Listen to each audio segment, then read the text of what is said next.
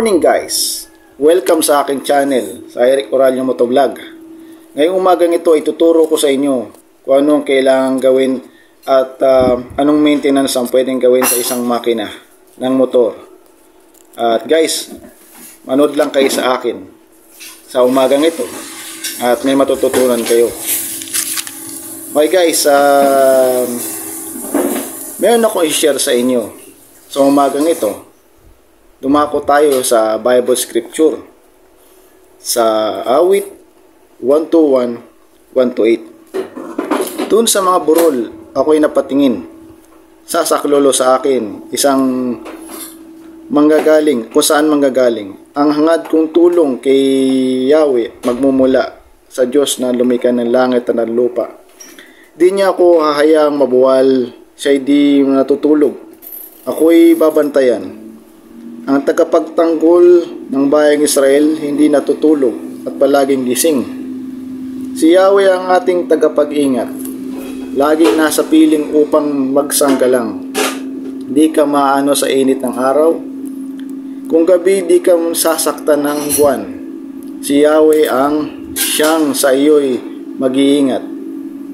Sa mga panganib ikay ililigtas.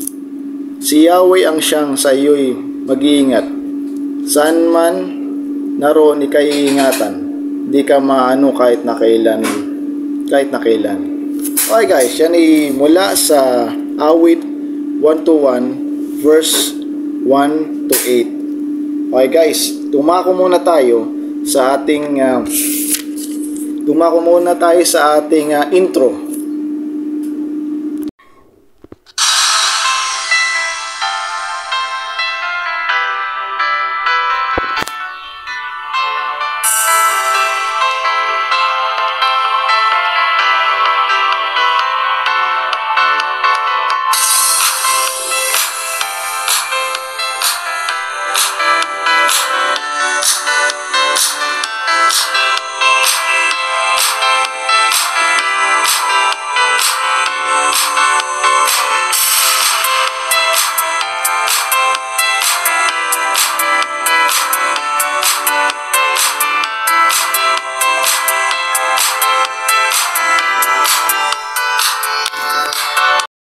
Guys, nandito na tayo sa makina.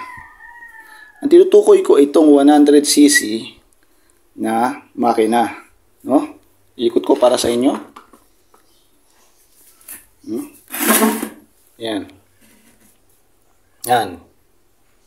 Ito ay 100cc na makina. 100cc na makina yan.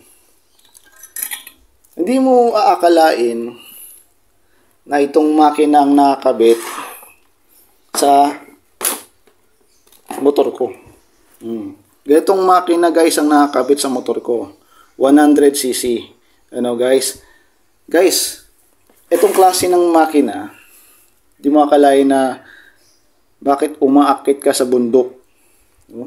Ganito kaliit na makina ay umaakit pala ng bundok at kayang-kaya nitong umahon kapag umakyat ka sa mga paahon na bundok. Ayan, ganito kaliit na makina lang, 100cc, pero umaahon sa bundok kahit may mag-angkas ka pa ng dalawa o mag-angkas ka pa ng isa lang, o yung angkas mo ay mabigat, kayang-kaya kayong iahon ng makina ito sa bundok. Okay guys, ano ba yung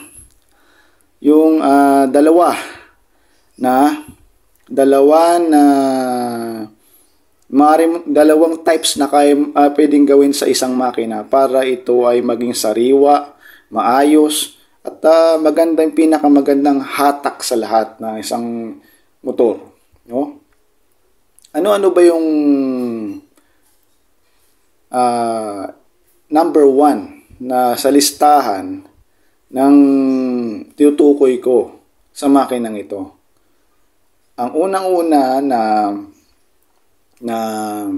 tinutukoy ko sa makinang ito ay yung engine maintenance check-up. Kapag sinabi pong engine maintenance check-up, yun yung tawag natin na i-check mo kung ano yung naririnig mo sa makina nito. Unang-una yung mga kalansing, yung tunog, yan yung mga sounds na mga ng isang makina kung may mga problema ito sa loob. May mga kalansing na may parang may kaluskos sa loob kapag umaandar itong makina na ito. No? Guys, ang makina na ganito itsura na pahiga, meron 100cc, 110cc, 115cc, 125cc. Yan, yung mga ganitong pahiga na makina, no? Pero to 100cc. Kaya nga hindi ko akalain na ganito pa lang nakakabit sa akin, maliit lang siya, pero umaahon talaga siya ng bundok, no? Umaahon siya ng bundok, very nice po. Napahangat itong makina na to, no? Ganitong makina guys ang nakakabit sa akin. Ganito. Okay guys, paano kung may lalarawan yung engine maintenance check-up? Ang tutukoy dito yung tagas ng mga langis sa oil seal na nakakabit sa makina o nakakabit sa kambyada. Yan, tagas ng langis na dito. Yan, tagas ng langis dito. Tagas ng langis doon sa may drain plug ng na langis na pagka hindi mo masyadong naisara, tumutulo, no? At saka ito sa tensioner tumutulo, no? Kapag may narinig ka naman na kalansing sa makina ito, possible ng trouble ng isang makina kapag may narinig kang kalansing. Hindi lang naman, iba't ibang klase po yan guys eh. Merong nanggaling sa tensioner. Yan, tensioner ng motor. Tensioner yung sa loob, yung tensioner. Ayan, pagka yung spring na nasa loob ng isang tensioner, kasi ang tensioner na may spring yan, kapag yung spring nawalan na ng tension, yun, tutunog na po yung makina nyo. May maririnig ka ng tumutunog sa loob na para bang nakasakay ka sa helicopter. Yan, helicopter. para ka nakasakay sa helicopter, pero ang totoo, nakasakay ka sa motor, ano? Yun po ibig ko sabihin, ano? Tapos, isa pa na kalansing na maririnig mo ay yung timing chain na nasa loob. You know? Yung timing chain na nandito sa loob.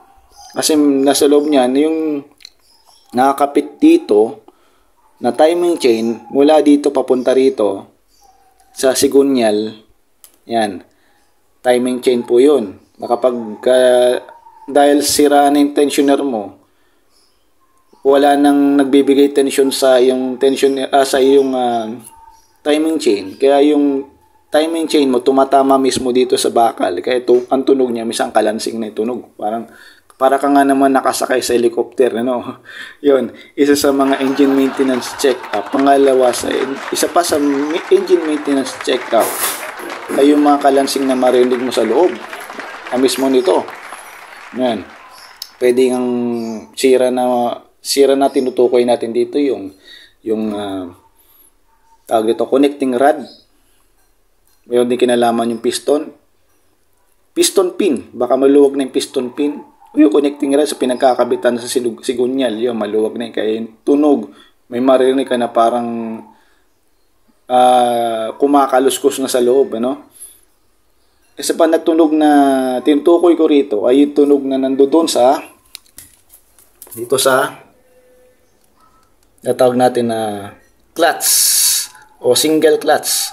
Kasi may mga double clutch na tinutukoy double clutch, single clutch. Ito single clutch lang ito, no?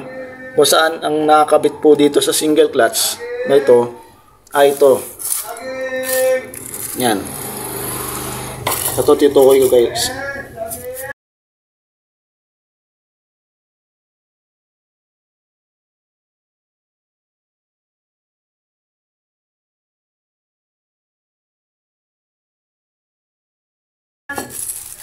Ano?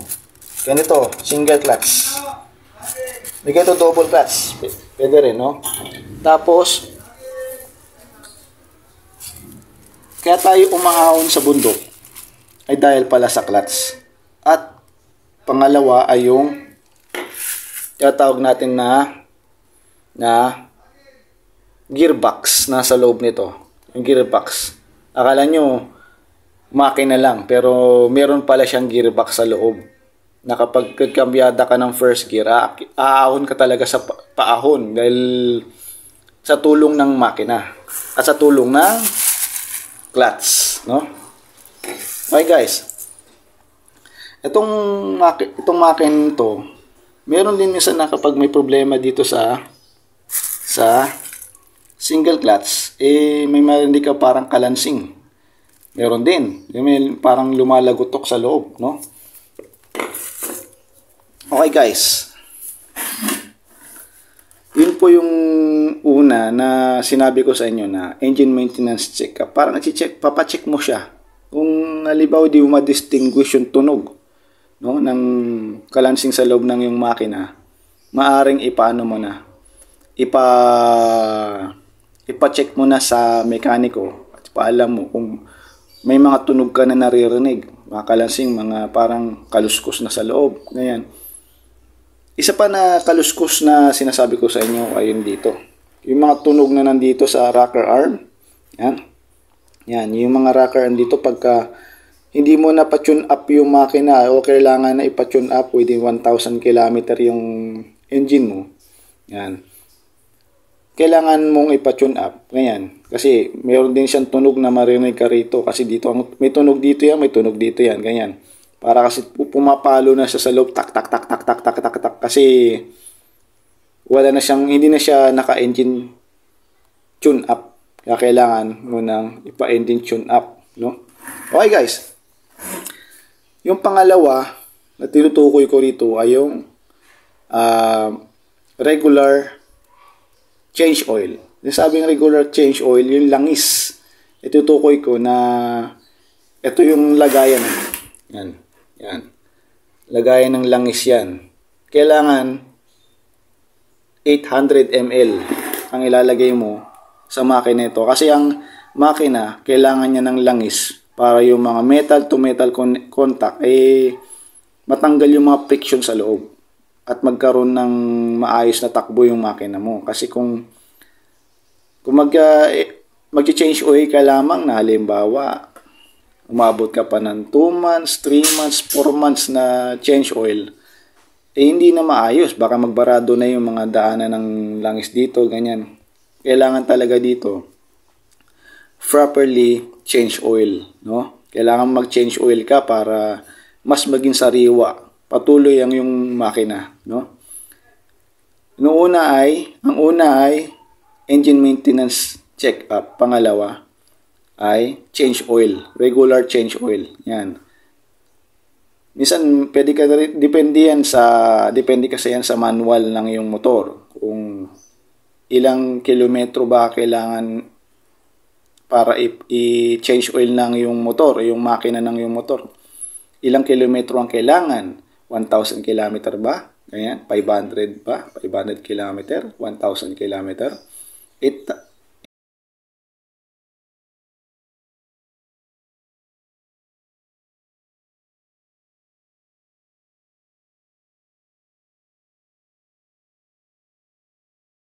km. Depende sa manual ng yung motor kung kailan kang mag-change oil, no? Pero actually ako, nag-change oil ako minsan kapag hindi gamit na gamit yung motor ko. Nakaka-2 buwan ako, nakaka-3 buwan ako kasi hindi naman masyado din gamit na gamit. Pero ginagamit ko yan pagka nagsusundo ako sa kapatid ko. Yan. Pero halos araw-araw ginagamit ko. Pero sa ngayon, hindi siya nauubos yung langis. No? At okay naman siya ngayon. Maganda naman yung takbo niya. Ganyan.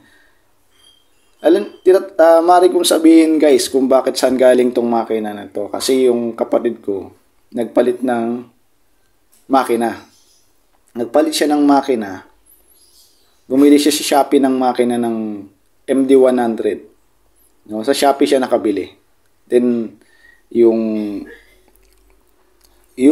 number nandito, yung engine number tinanggal, yun ang pinalit doon sa bago. Tapos itong walang number na ito, yun kinabit dito. no? Pinilit lang. Kaya yun, nagagamit pa rin kahit papano. Galing yun sa Shopee. Nakabili si Shopee ng bagong makina ng MD100. At meron pa lang ganun. No guys, kaya itong makina na to na pinaglumahan niya, nandito sa bahay. Plano nga gawin niyang generator yan. Okay guys, makikita mo merong magneto rito. Itong magneto rito, ayan, dito nakakabit ang ating stator, no? Diyan nakakabit ang stator natin, no? May wire pa yan. Then kasama ng stator ay meron din siyang falser. Yan, itong falser na ito, nakakatulong ito. Dahil kapag umiikot itong tinatawag natin na magneto, yung may makikita kayo itong katla, yan ay tumatama rito. Basta tumama yan dyan, sa bakal na yan, dumadaan siya sa tinatawag natin na CDI. Kaya nagkakaroon ng signal at nagbibigay din ng kada ikot nito, nagkakaroon ng kuryente doon sa spark plug. Dumadaan sa ignition coil, tumataas yung kuryente, then nagkakaroon ng spark, yung spark plug. Nagbibigay ng signal sa CDI. Okay guys, itong stator, nakakabit pala dyan, dito siya nakalagay. Then pag kinabit mo itong takip na ito, saka lang siya mapupunta rito, no? Yan. Ang tulong ng stator ay magbigay ng karga. Yan, ganyan siya. Magbigay ng karga sa baterya.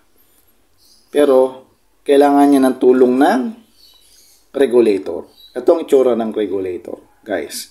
Kailangan niya ng tulong ng regulator para makargahan yung baterya ng yung motor. Para pag nag-start ka, nag-push start ka, yun, mag-i-start na siya. Ganyan.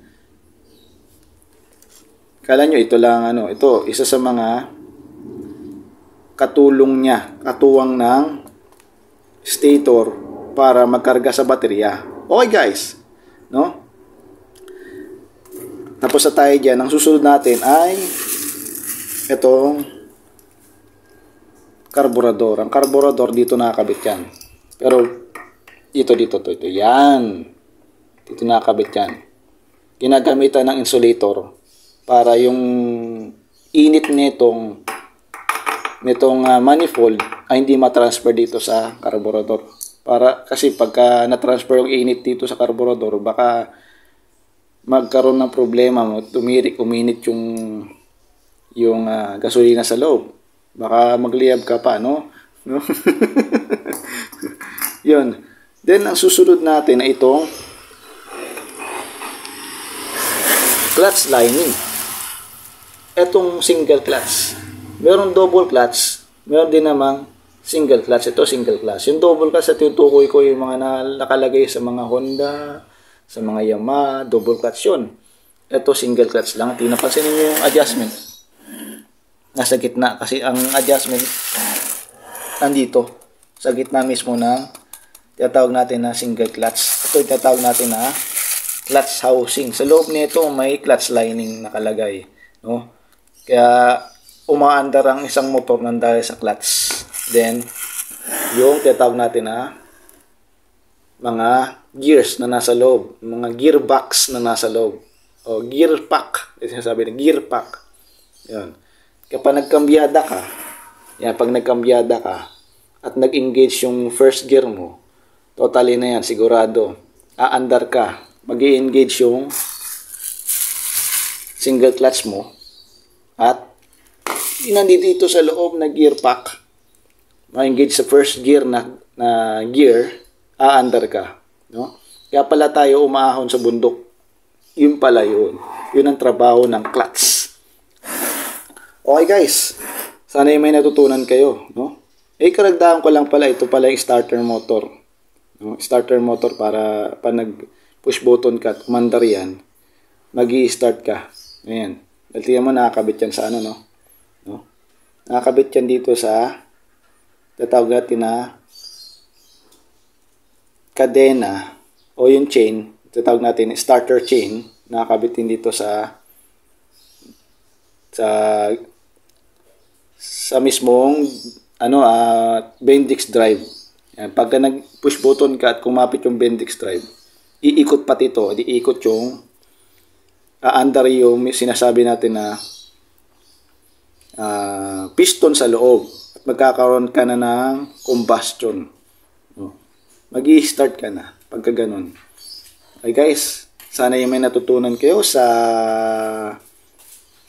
umagang ito. Dalangin ko na lagi kayong safe araw-araw. Okay guys, salamat. Kung kayo bago pa lamang sa channel na ito, just click follow on Facebook account and click subscribe sa YouTube account. Okay guys, salamat. Ingat kayo lagi. Ride safe. Patuloy na manalangin sa Diyos araw-araw. Sa mga nag-aaral dito ng mga estudyante na mechanical engineer, no? Sa mga nag-aaral na estudyante sa mga makina, ganyan, guys, mag-aral kayo mabuti. Kasi habang kayo pinapag-aral, mag-aral kayo mabuti. Huwag yung sayangin ng pagkakataon na binigay sa inyo ng inyong mga magulang na pinigay kayo na pinag-aaral kayo, mag-aral kayo mabuti. Kasi guys, kapag natapos kayo sa pag-aaral, lalo na dito sa makina, no? Sa mga makina at na-master ninyo, malaki ang maitutulong ninyo sa ating mga kababayan. Malaki ang maitutulong ninyo bilang mga mekaniko kasi naging mekaniko na kayo, natuto na kayo, ganyan. Habang kayo pinag-aaral guys, ito inspirational quotes, inspirational to para sa inyo. Habang kayo pinag-aaral, mag-aaral kayo mabuti. Ganyan. No? Habang buhay ang inyong magulang, mag-aaral kayo mabuti. Ganyan. Huwag ninyong sayangin yung pagkakataon na yon. Kasi pagka hindi nila kayang pag-aralin kayo, palagay ko, at agsawa, baka magsisi kayo sa bandang uli dahil hindi kayo nakatapos. Ang hirap makahat ng trabaho, ganyan. At guys, mag-aaral kayo mabuti, no? Sa mga nag-aaral ng makina dito, na mekaniko, nag-aaral ng or kahit hindi na lang sa makina, sa mga kurso nyo na lang, no? Nais nyo kunin, at hindi lang sa makina, ganyan, kundi para na rin sa kahit anong kurso. Sinasabi ko sa inyo, mag-aaral kayo mabuti, no? Mga bata dyan, mga pinag-aaral, mag-aaral mabuti. Huwag na magbulakbol, no? Mag-aaral na lang. Ayusin na lang ang inyong sarili, no? Okay guys, salamat. Patuloy kayong manood sa aking video. At guys, patuloy kayong mag-stay tuned sa akin at marami pa ako ituturo sa inyo. Okay, salamat. God bless, ride safe at ingat kayo sa umagang ito sa ating pag-vlog. At guys, yun po yung makina na tinutukoy ko sa inyo. Para maging sariwa ito, talagang kailangan maintenance. Maintenance. Andiyan tinatawag na maintenance check-up at regular change oil. Okay guys, yun po ang sinasabi ko sa inyo na tinatawag natin na maintenance para sa ating motor. Akala nyo ang maintenance sa tao. Meron din maintenance sa tao, yung pag-inom ng gamot kapag senior citizen, umiinom na ng gamot. Ayan. Pero sa makina, meron din. No? Diyan yung regular check-up at engine maintenance check-up. Nga pala, guys, sorry. Regular change oil. Regular change oil and engine maintenance check-up. Tsaka isa pa guys, ako rin nag-aaral kasi ako sa TESDA. Yan, isa sa pinag-aaralan ko rin yung engine. Yan, sa TESDA. Kaya may alam din ako kahit kaunti sa makina. Pero guys, meron din ako, yan nga lang, kulang po ako ng mga tools, no? Kulang din ako ng tools para baklasin din yung isang makina. Pero guys, meron din ako natutunan diyan kahit paano. Nakapag-aaral din ako TESDA, no? Yun nga lang sa mga 4 wheels. Pero sa motor, mga experience na lamang yung natutunan ko. Sa motor, mga experience na lamang. Pero sa makina 4 wheels, meron ako natutunan sa makina, no? Okay guys, salamat sa panonood. At guys, sana'y patuloy ko kayong kasama sa panonood sa vlog na ito. At guys, sana'y pagpalain kayo ng Panginoon patuloy. At araw-araw lagi-lagi sa aspeto ng ating buhay. Okay guys, maraming salamat. Ride safe, God bless at ingat.